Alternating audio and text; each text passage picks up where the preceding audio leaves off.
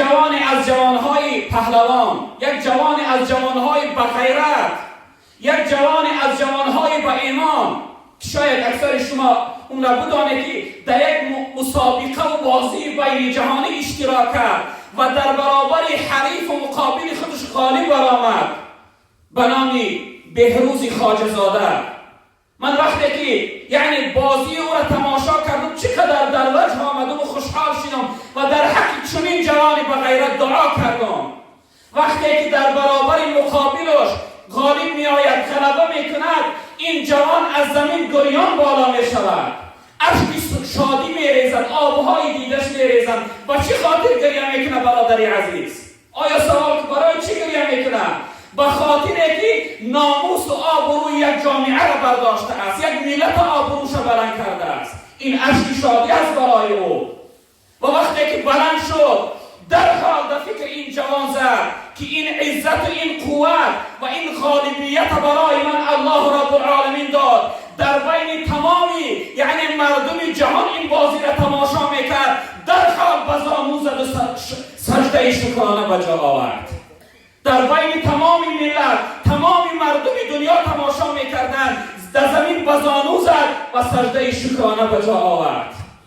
حقش این بود، سجده شکرانه به جا آورد که این عزت برای من الله داده است، این غالبیت برای من الله داده است، این قدرت و توانایی را برای من الله داده است و برای تمامی غیرها نشان داد که الحمدلله من مسلمان هستم، من غیرت ایمانی دارم.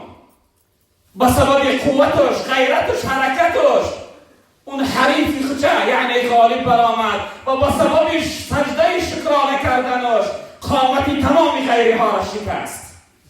برادری عزیز و بزرگوار، هر جوان میتونه که مثل این دادری عزیز ما مثل بهروز بری باشه. هر جوانی مسلمان میتونه که این چنین غیرت ایمانی و اسلامی نشان بده با یک سجده کردنش، با یک اخلاقی خوشش، با یک رفتار و کرداری خوبش. الحمدلله که ما در جامعه چنین جوانهای داریم. من همه وقت همیشه از روز این بازی را من تماشا کردم در حق این جوان دعا میکنم. اون سجده او را انسانی میفهمیدگی میفهمد. اون سجده خیلی معنای بزرگی داره. والله قسم وقتی که سجده میکنه، وقتی در زمین میافته، از اون حاکمهایی که در گردی اون یعنی میدان نشستن، یکی از اونها بالا میشود و سوی این سودیه که در نزدش میگه بو بردارش نگذار سجده کنه، چقدر ناراحت و غمگین میشود. ببینه برادر، این سجده حرکتی هست که برای غیرها نشان میده که من غیرت ایمانی دارم، من مؤمن هستم، من مسلمان هستم. اما